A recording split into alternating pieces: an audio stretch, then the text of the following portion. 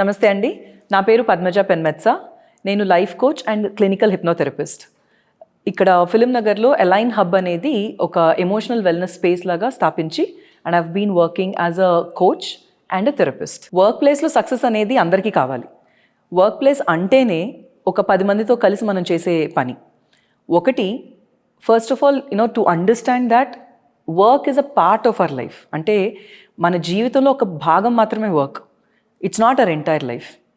కానీ ఒక్కొక్కసారి ఏమనిపిస్తుందంటే నా వర్కే నా ఎంటైర్ లైఫ్ అన్నట్టుగా చేస్తాం. ఎప్పుడు మన ప్యాషన్ అయినప్పుడు, అది మన ప్యాషన్నే మనం ఒక బిజినెస్లో చేసినప్పుడు అది మన ఫుల్ లైఫ్ అయి దానికి పెట్టినా కూడా ఒకటి బోర్ కొట్టదు, రెండు అందులో సక్సెస్ వచ్చినా రాకపోయినా కూడా అందులోనే వెళ్ళిపోతుంటాం.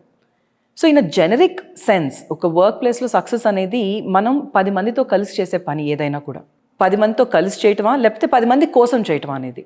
సో అన్నిటికన్నా ముందర communication becomes a very major important point. మనకి ఏం కావాలి, మన వర్క్ ఎక్స్పెక్టేషన్ ఏంటి, ఎందుకు చేస్తున్నాం అనే ఎక్స్పెక్టేషన్ కరెక్ట్గా సెట్ చేసుకుని వర్క్ ప్లేస్లో 10 మందితో చేయాల్సినప్పుడు 10 మంది 10 మనస్తత్వాలతో వస్తారు. 10 మంది 10 డిఫరెంట్ వర్క్స్లోతో వస్తారు. అందరూ ఒకే పని చేసినా కూడా వర్కౌట్ అవుతుంది. అంటే ఒక ఫుల్ వర్క్ ప్లేస్ అనేది నడవాలి అంటే ప్రతి ఒక్కళ్ళు వాళ్ళ కోణం, వాళ్ళ పర్టికులర్ ఇండివిజువల్ పీస్ చేస్తేనే ఒక హోల్ పిక్చర్ అనేది కంప్లీట్ అవుతుంది. ఇలా జరుగుతున్నప్పుడు usually my input might be somebody else's output. అంటే ఎవరో ఒక పని ఫినిష్ చేసిన తర్వాత అది నా ఇన్పుట్ అవుతుంది. ఒకవేళ ఎక్కడైనా ఇష్యూ వచ్చినా ఏదైనా, ఫస్ట్ ఆఫ్ ఆల్ కమ్యూనికేషన్ ఒకటి. రెండోది, బీయింగ్ అ టీమ్ ప్లేయర్. ఎందుకంటే when all of us are working towards one big goal, individual success can happen only when the entire group success జరిగినప్పుడే ఇండివిజువల్ సక్సెస్ కూడా అవుతుంది.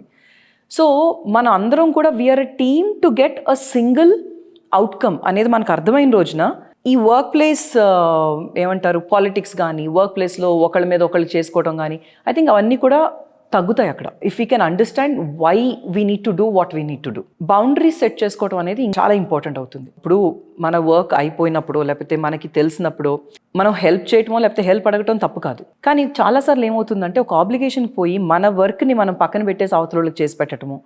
ఎందుకంటే maybe we're looking for some kind of validation. So setting right boundaries and understanding the scope of your work becomes very important. చాలాసార్లు ఏమవుతుంది అంటే work అనేది వస్తుంది మనకి, బట్ ఎక్స్పెక్టేషన్ వేరేది ఉంటుంది, మనకు తెలిసింది వేరేది ఉంటుంది.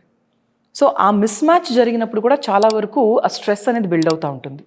So first of all when we understand the expectation, understand how to communicate, know how to be a team player, only then execution can work.